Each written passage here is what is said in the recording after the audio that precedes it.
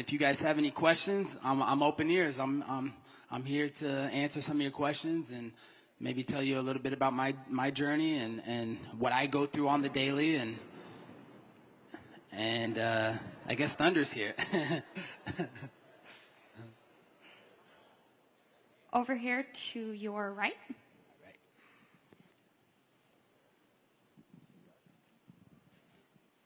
So, Colby, I just wanted to ask, what exactly did you say to the Brazilian crowd that got you the contract? Oh, man, that's funny. I wasn't going to go into that today, but, you know, I'm an honest person, so you asked, so I got to tell.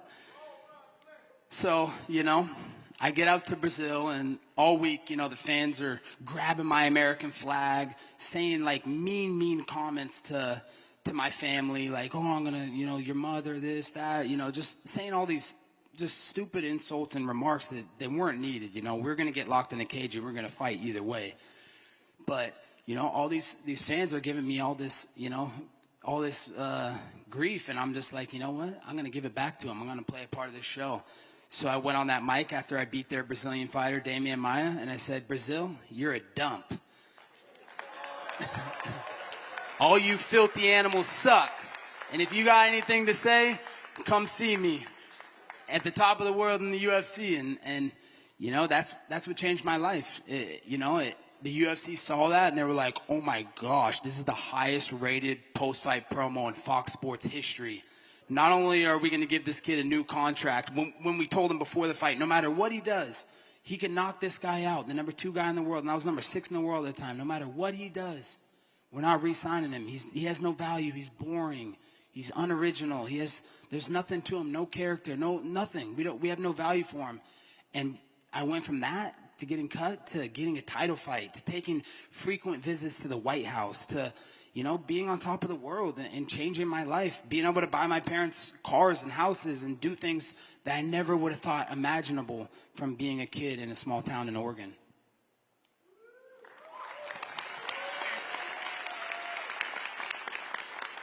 We went over to your left.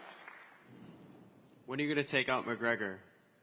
Oh. Yeah, that's the big fight. That's what people want to see. They want to see USA versus Ireland. They want to see, you know, the money fight. That fight sells. I think that's the biggest fight the UFC could ever do. And I think it lines up perfectly after I beat Leon Edwards Scissorhands this fall.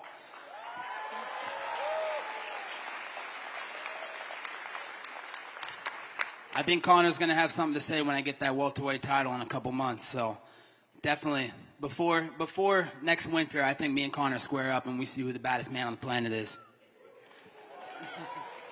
Colby, to your right.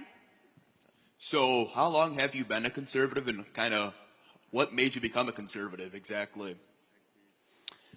Yeah, so my whole life I've been conservative. My family was, you know, had conservative values growing up, which is ironic because I come from a very liberal place in Oregon that have a lot of liberal values, but we didn't bend to the system. We didn't, you know, my parents believed what they believed, and they brought that upon me, but I didn't really start being vocal about it because, like I was saying in the beginning of the speech, like I was so worried about what people thought of me. Like I didn't want to piss off the UFC. I didn't want to piss off my employers because I didn't know how they would react to it. I didn't know if they would be like, oh, that's not cool. Don't talk about politics, because I know a lot of my coaches at my gym at the time were like, dude, you do not talk about politics in sports. That stays out of sports. This is not a place for sports.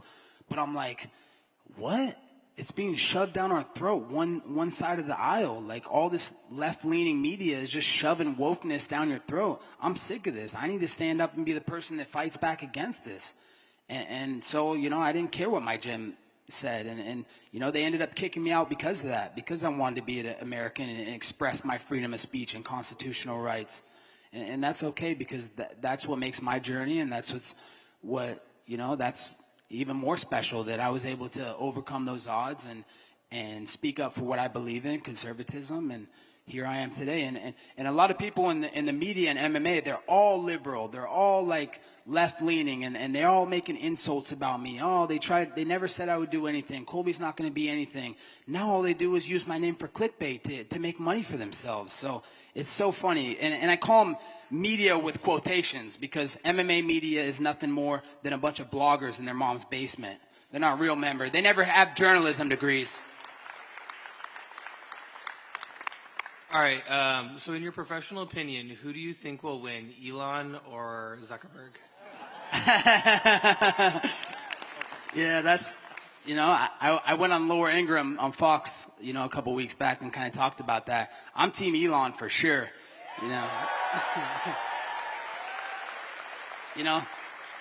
In fighting, the biggest thing that matters, size matters. And that's what Elon possesses. He has size. He has alpha strength.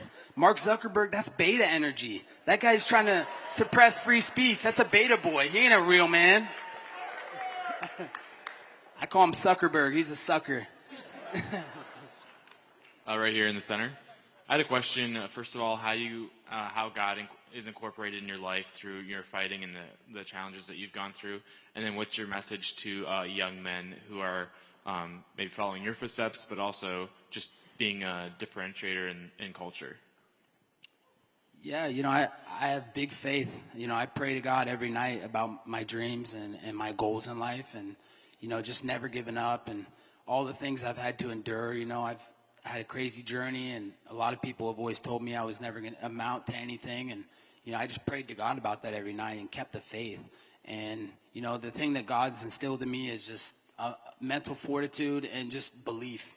I've never doubted 1 second of my career or journey. I've stayed positive. We all face adversity in life. We're all going to go through hardships. I've broken hands, torn fibulas in fight, broken ribs in the middle of a fight and still had to fight the fight and win the fight. And that just shows how strong we are and how much power God instills in us. And we can do anything, but you can't lose that faith. You need to stay positive, and you can't ever doubt yourself, and never stop believing in your dreams. To your right. Hey, Colby, what would you say is the demographic in athletes as far as conservatives versus liberals? And what is your main issue as far as conservatism goes? Yeah, the thing is we only see one side of the aisle. It's not the cool thing to be a conservative athlete these days. The cool thing to do is to be, a woke athlete and spat on your country and talk bad on your country, the country that afforded you everything, that gives you hundreds of millions of dollars to put a ball in a hoop playing a kid's game. These guys think they're heroes. They think they're role models like LeBron James. How are you a role model? You put a basketball in a hoop. You play a little kid's game. Like, how does that make you a role model and a hero? Like, no, that's not a role model. That's not a hero. A role model and a hero is the guys in the back of the room, the law enforcement. Those are the heroes. We can't ever forget that, and never forget that the people that make us free, law enforcement, military, the people that are fighting for our freedoms, the people that leave their houses every day, they don't know if they're going home to their wives and kids, but they're going to protect a stranger on the street because that's what they signed up to do. That's their line of duty. That's the service to the country that they pledged to. So God bless them, man. Not all these woke athletes, man. I'm sick of these people, and I'm going to keep fighting against them. And if I'm the only conservative out there standing up and being the outspoken, then that's okay. Party of one. Anybody that wants to join, I'm taking offers anytime. Over on your left. I know this is a crazy question, but what do you think about Andrew Tate and Tristan Tate? Yeah, I have no issues with the Tates. I think they're very intelligent guys. They come across very well spoken. I have no issues with them. I think he did a great interview the other day with Tucker Carlson.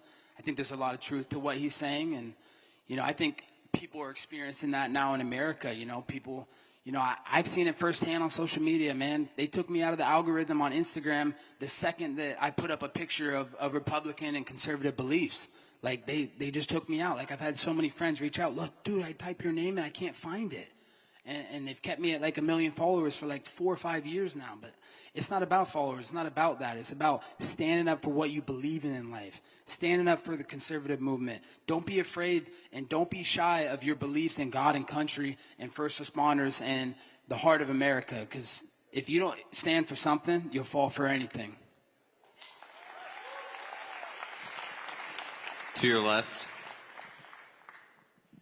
So I have some family a very liberal family, and my friend has this family, and they don't respect him for his conservative values, and my friend, the one who's getting rejected, is a very big Bible, he's a Bible believer and stuff. He's religious, and I just want to ask, what's a good message for him as far as, what can we tell him to encourage him to never stop fighting and to always believe in God?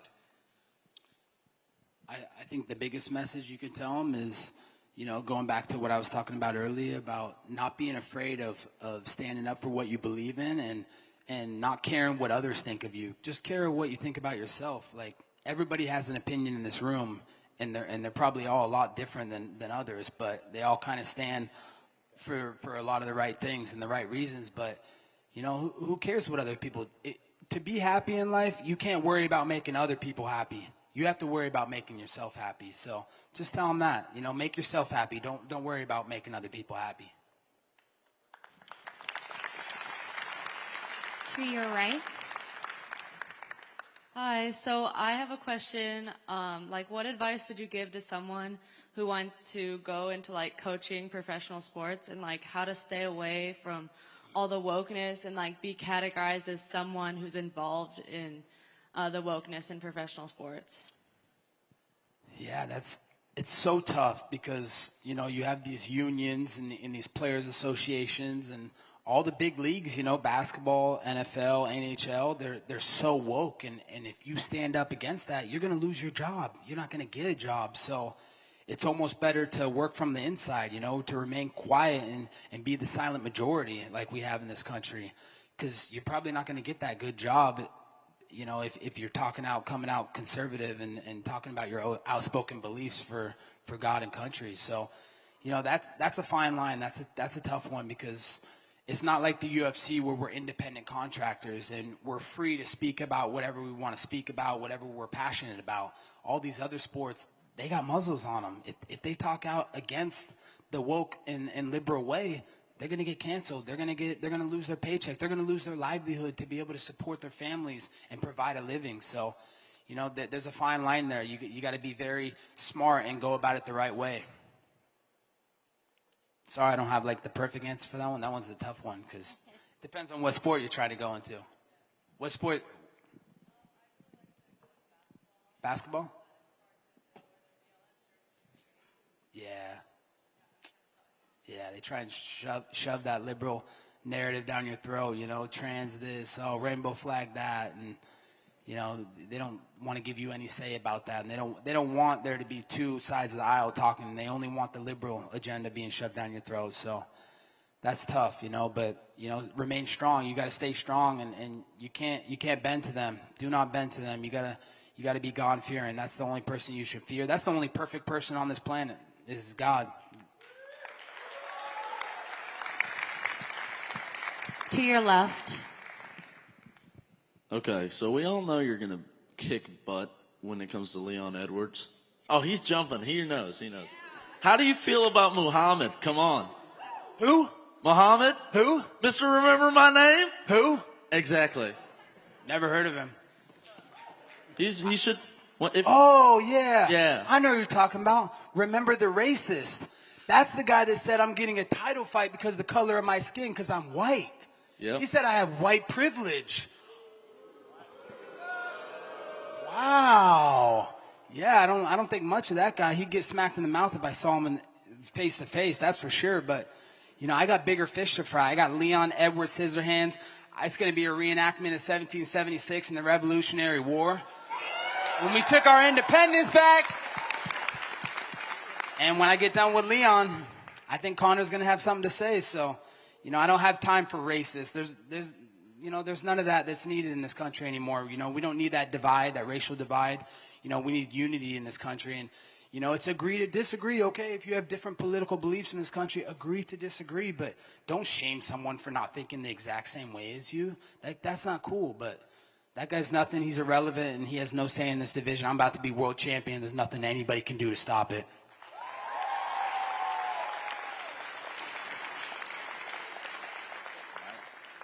All right, so being a fighter takes a lot of discipline, and getting up in the morning is probably the hardest part.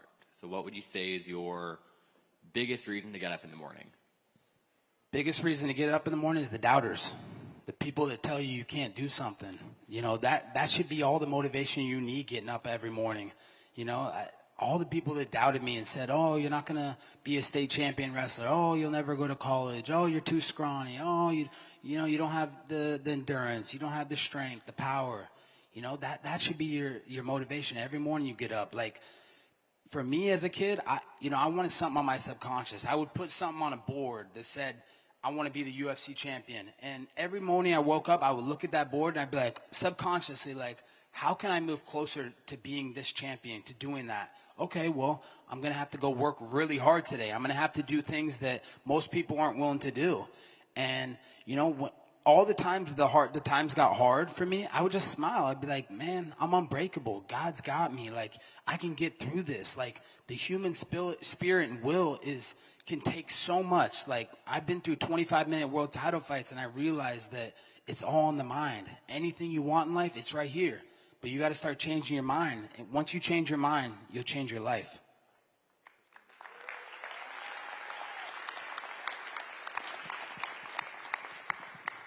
To your right. Oh, you got it. So I just wanted to ask, as a hockey fan, seeing the NHL go back on their Pride Night crap because players were speaking out against it, did you talk to any of these players? Did they come to you and ask for advice how to stand up against that? Or, what was that kind of like behind the scenes when athletes in other sports are doing what you're doing? Yeah, a lot of, I have a good relationship with the Florida Panthers, a good friend of mine. We got to support South Florida sports. They've been hot, so, I have a good relationship with the Panthers. Sean Thornton over there, I don't know if you guys know who that is, but, I went and talked to Sean, and I was like, man, what's going on? Why are you guys doing this? And he's like, man, this is coming up from the top of the chain, from the commissioner. He's kind of forcing this down our throats, and we kind of have to accept it. If we don't accept it, we're going to get fined. We're going to, potentially, be banned from the playoffs. So, they kind of had to fall in a line. But I'm glad that, the people spoke up. And that's what matters in this country. The people are so much stronger than they give themselves credit for. You got to use your voices out there. You can't be afraid to speak and stand up for what you believe in, conservative values, conservative beliefs. And if you do that, people are going to see the repercussions, just like with Bud Light. They saw the repercussions when people stood up to the woke agenda. We've got one right in the middle. All right, Colby, big fan. Thank you. The question isn't, are you going to beat Leon Edwards? It's which round? See, that's right. That goes back to mindset. I don't think I'm gonna beat Leon Edwards and become undisputed champ. I know I will become welterweight champion.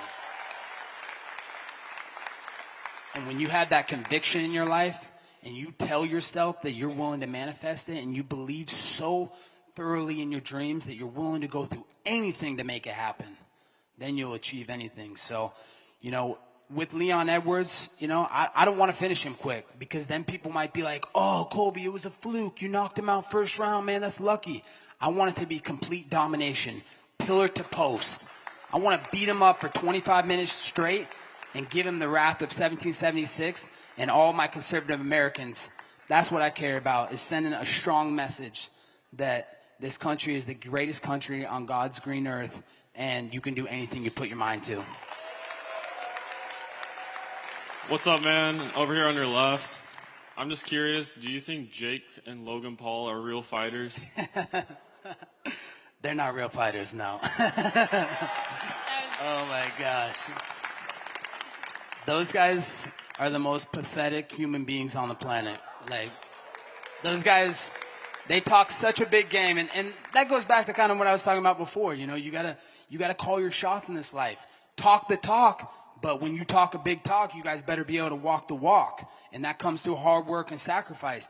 These guys, they talk a big game. I seen them in person before. Oh, hey, Colby, can I get a picture? Can I shake your hand? Jake Paul's in my DMs. Bro, you're the best fighter. Like, I want to be just like you, and this and that. So those guys are fake, man. They're not real. They're not real fighters, and they're YouTube stars, and they're little Lizzie McGuire stars. Who cares about them? You're right. So true about Jake and Logan Paul. My question is actually about McGregor, though.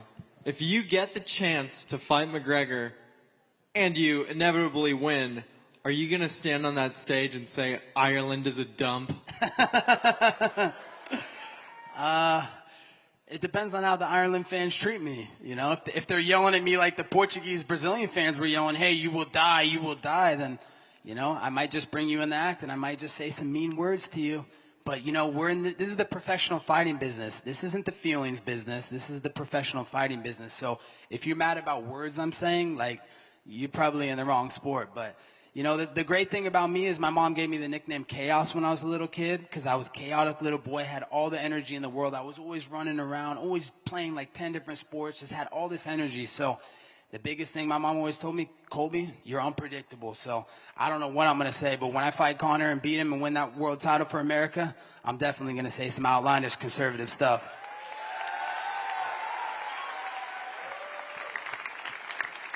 Oh, to your right. So we've gotten a lot of really silly questions going around, but a really serious one I've got for you. When they come out, are we on Team Barbie or Team Oppenheimer? I've got to know where you're at. Oh, man, I haven't put much thought and consideration into that one yet. That's a tough one. Well, you got to work on that. Which team are you? I got to go Team Barbie. Team Barbie? I got to commit. Yeah, I got to go Team Barbie, too. That's kind of what I grew up with, so Team Barbie.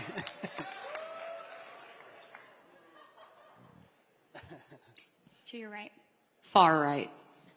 How's it going, Colby? I just got my blue belt in Brazilian Jiu-Jitsu. I just wanted to know, you got any advice for an up-and-coming fighter? Man, congratulations on getting the blue belt. That's a great achievement. Everybody give him a round of applause. I know that didn't come easy. I know that took a lot of hard work, sacrifice, dedication, commitment, all the things that the socialists in the world don't want to do anymore. All the socialists, they just want things handed to them. They want the government. They want big government to take control of their lives because they don't want to earn it themselves. So congratulations to you on being a capitalist, going out there and earning it for yourself, forging your own path. And, you know, I don't want to hear anything less from you than getting that black belt. So don't stop till you get that black belt. McGregor fight, but what about another fight with Marty Fake Newsman? Yeah, I think that's probably the fight that I want the most because I know I was cheated out of those fights. The first fight, kick him in the liver. Oh, my nuts. He calls a nut shot. He takes a 5-minute break. He gets a 5-minute break to recover. I'm freaking out, like losing my energy, not even concentrating on the fight because I thought I won the fight. I kicked him in the liver, and I know when you kick someone's organs, their liver, it shuts down. Don't matter how tough you are, your body's going to shut down on you. So he was ready to shut down. The coward ref, who's anti-Brexit, Mark Goddard, guy hates America, hates frickin' everything I stand for conservative values. So of course the guy's going to rig it and call these bad fake fouls against me. The guy's poking me in the eyes, and the fight just keeps going. So, you know, I was cheated out of the first fight. The second fight we fought in Madison Square Garden, you know, I beat him. All the fans, you know, knew I beat him. I beat him in that fight. No one can say any different. But, you know, for what I stand for, you know, I'm always going to have the deck stacked against me because no one wants a conservative champion in today's world. They want this woke, you know, nonsense going on, and they want to, you know, appeal to the establishment. And I'm not trying to appeal to the establishment. I'm trying to appeal to God and my family and conservatives.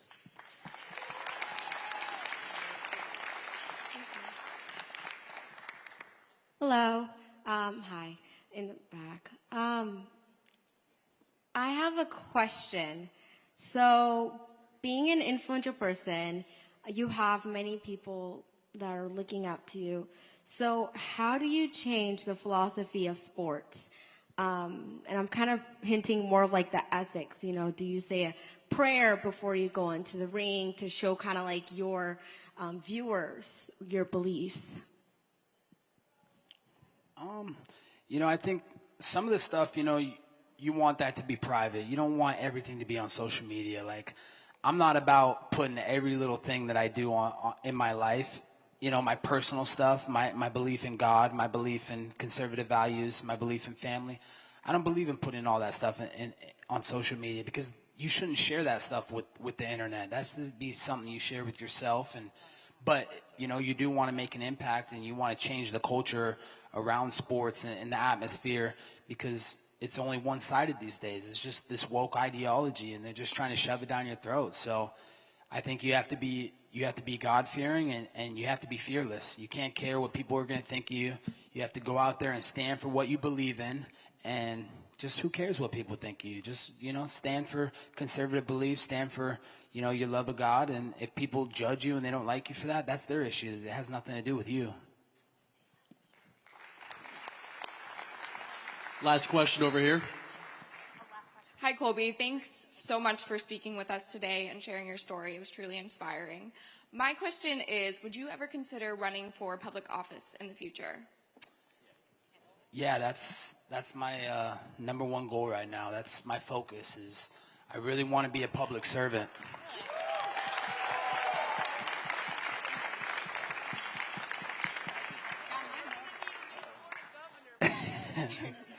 Yeah, and you know, I really want to go down this route and be, you know, in politics in some way or another. And I'm not going to be a sellout like a lot of these guys that sell out to the establishment. You know, I'm going to stand for conservative values. No one can buy me off. I have enough money that's going to last me the rest of my life. It's not about money. I want to make an impact. I want to empower America.